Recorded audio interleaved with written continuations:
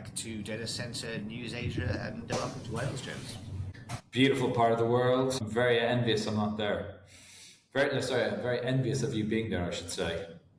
God's country. It's characteristically cold and a bit damp today. It's sticking with the form. I tell you where it's not cold and damp, though, is down in... Actually, it might be this time of year. It's late winter, isn't it? I was going to say down in Australia, where our first story is. Canberra is normally nice and sunny, but this is the middle of Australian winter. But it is... The sun is shining on CDC.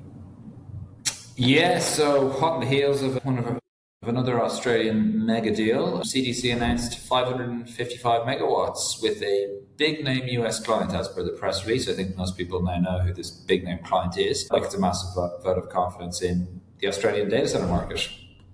We're more public about leases now than we used to be, which I think is good. I think more transparency is good. But interesting that NextDC named theirs. I guess it's a public company, but CDC has still chosen to not name their US hyperscaler. Did NextDC name theirs? I'm not going to say it now just in case they didn't, but I'm pretty sure it said... Don't believe they did. All right, let's not speculate anymore in case we do say it wasn't named, but I thought it was. But yeah, this is a great signal of Australian demand. Story of a massive lease amount here. Some good comments from Greg Borer on... He obviously seems pretty excited, and the Infratil guys were also posting up. Jason Boys was naturally quite pleased with the performance of their investment in CDC over the last 4 or 5 years. Interesting, that kind of pulls on to our next story though. So this is clearly shown that there's a massive demand for in the market, which will be to the benefit of Blue Owl, who are apparently, this was reported in Bloomberg, looking to sell Stack APAC for $30 billion US as well. Yeah, it's interesting. Like, Stack have obviously been very successful in a very short period of time and got significant deployments, obviously down in Australia, Japan, and developing the Johor site. $30 billion US seems pretty high, like nearly double the what AirTrunk managed to achieve for theirs. So yeah, interesting to see what actually happens now on the back of this. I think that there's a couple of ways to look at this. On the one hand, it shows the demand is obviously massive in the sector, and that's not necessarily the shortage. On the other hand, Blue Owl, and if we look at, we've talked over the last few weeks, we've had Digital Edge, Day One, now Stack, STT is obviously sold, Bridge, and BDX all coming to market or IPO or raising money.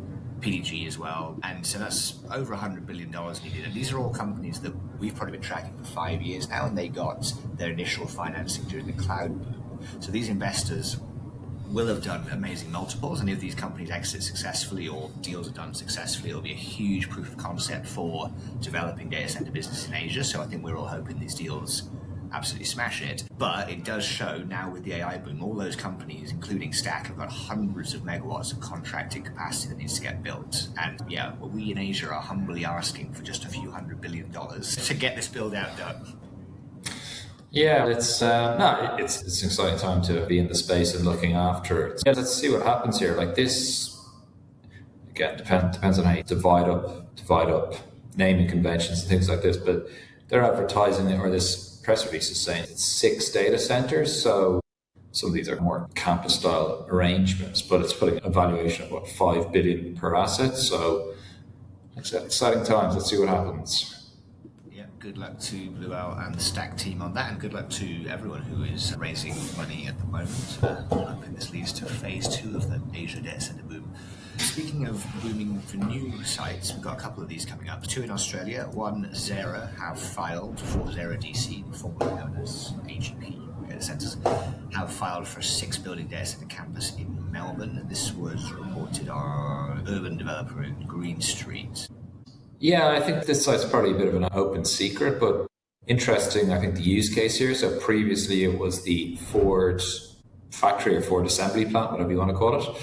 This, I didn't actually realize it had been closed quite so long. So this site was actually closed in 2016, hadn't been opened in 1959. A conversion story, this one. I'm not exactly sure how much of that building, or if any of that building, is still actually on the plot. But I think what was attractive to the now Zerra team was the fact that there was energy going to site and kind of energy infrastructure in and around it. Congratulations to them on another kind of step forward on their journey. And interesting to see if we see more of these repurpose transactioning happening in markets like Australia. We've seen it in Japan quite a bit already in bits and pieces elsewhere, but will this become the norm moving forward? I hope so. It's a much nicer narrative for the industry to be revitalising the forlorn industrial parks of cities rather than tearing up green land. So yeah, I always find these good news stories. Speaking of Stockland developments, I believe this is also a big redevelopment of a previously used site. This is the Stockland one in Cherry Lane, Laverton. They've filed for 250 megawatts campus here. This is the Stockland and Edge joint venture. Yeah, this is another kind of, I guess, a brownfield conversion. Described as a warehouse facility. I'm not sure if it was warehouse and logistics or if it was literally just warehousing here. But again, yeah, this is a kind of a similar story, repurposing land for revitalizing, I suppose, an area of the economy, I guess, to put up a data center. Stockland, probably best known for the development they have in Macquarie Park. But yeah, this is just one of many announcements I'm sure that they'll be making over the next couple of years as part of that EdgeConnect's merge or partnership. Yeah, they claim that they've got 350 megawatts of power secured. I didn't mention, on the Zerra story, that this brings Zerra's touted pipeline up to 920 megawatts of secured power across their 3 APAC locations, India, Japan and Australia, as well as the US. So off from a standing start. Outside, this is a little bit smaller because we're in Thailand, and this is much more central in Bangkok, and this is Empyrion Digital. So they have broken ground on a 20 megawatt data center in Bangkok.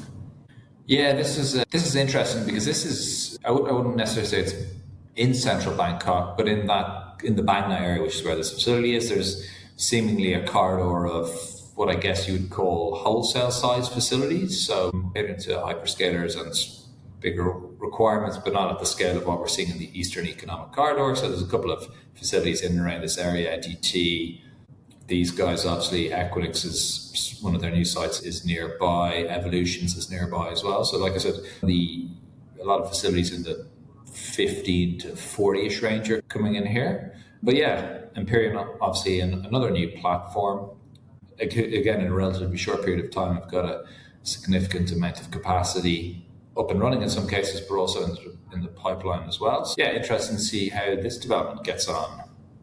Yeah, absolutely. And they were another of the companies that popped up in that sort of 2019 to 2021 spree of cloud raising. So it'd be interesting to see what they do for their AI capital as well. And thinking of Thailand, there is another big project here, but this is a bit more early stage, as well as Empyrion first. So Gorilla Technology Group, which is, so they are NASDAQ listed, but they didn't go through a traditional IPO. They're a neocloud or an AI infrastructure business. I think they're actually based out of the UK and not one of the neoclouds that I've been hugely across, but they've sprung out of nowhere here and they've taken up what seems to be a big chunk of demand for a Chinese hyperscaler. This is 200 megawatts in Thailand. Yeah, I have to say I don't know a huge amount about this company or about what they've done previously. One thing that, again, when I was reading up on it that jumped out at me was that they had signed a deal previously with Yata, India's Yata, to deploy more than 25,000 GPUs.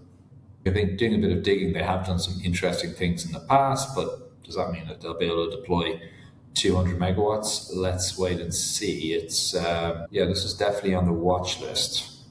Yeah, I would think that they're going to need, or they'll be talking to operating or development partners here, because their primary business is in the leasing and the rental of the GPUs. And as we know, that an outside company just coming into Southeast Asia and getting stuff built is not as easy as it might be described on a pitch deck. They may well be looking for support from someone in the region to get that done. But yeah, funny you should say that, because the quotes which they've attributed to CEO Jay Chandan, anyone can talk about AI, but very few can put together the actual physical platform required to run it. And then there's a second quote: milestone deserves to be celebrated. We've secured the land and utilities needed for large-scale compute and cleared hurdles. There you go. There you go. And there it talks about their funding structure. So speaking of funding structures, the CEO there, Jay Chandan, was talking about project-level debt. We've got a lot of fundraising stories at the moment, but then AI infrastructure is very expensive. We've got 3 big debt raising stories as well. So why don't we start with Digital Edge, which I think they're very proud of this. It's their biggest green loan or any loan in there so far. So Digital Edge have secured $880 million in a green loan in Bangkok. Yeah, this is the project they have with the B.Grimm, and this is for their campus, which is, can't remember the specific numbers, it's in around 100 megawatts if I'm not mistaken though, so this is a significant part of that. It's a green loan, so it's obviously going to be tied to specific metrics being hit around, let's say, mentioned PUE, but I'd guess that's probably one of them or something similar, basically to ensure it's running as efficiently as possible. Yes, yeah, it doesn't give any specifics on it.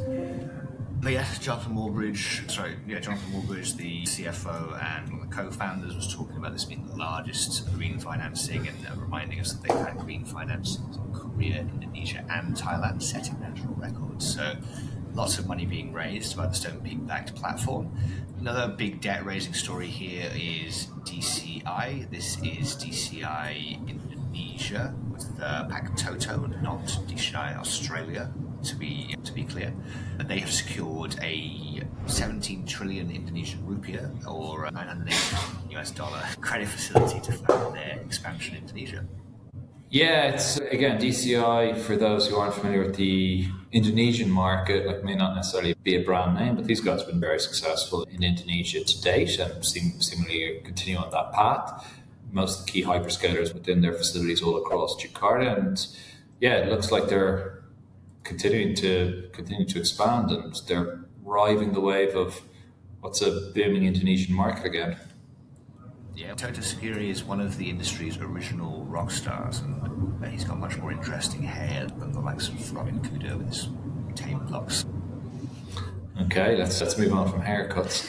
PDG have also raised a large debt facility. This is $856 million, also for their Jakarta facility. So what are you making of Jakarta at the moment? It seems to be going through a renaissance, a lot of demand and stuff being built. Yeah, one of the big Chinese hyperscalers is just on a bit of a buying spree down there to complement what they have across other markets in the region.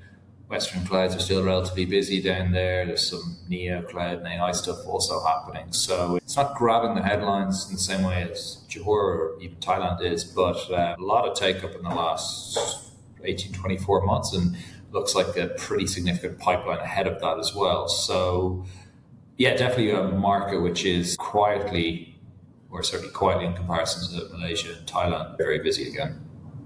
We are hitting the time, so I'm off to London. I'll be attending the Tech Capital's International Finance Awards, and I'll be interviewing the winner of the APAC leaders. Good luck to Jamie Koo, JJ, Avadani Connects, Mayank of BDX, and Varun of PDG. One of you gets to spend a lucky 2 minutes talking crap with me. Do they know that, or is that just something? It's a bonus that they get alongside the trophy and the recognition of the Tech Capital. Are they able to hand back their award? Yeah, if they're that displeased with it, then I can take it for the trophy cabinet. Great. Anyway, thanks everyone for watching, and speak soon. Cheers.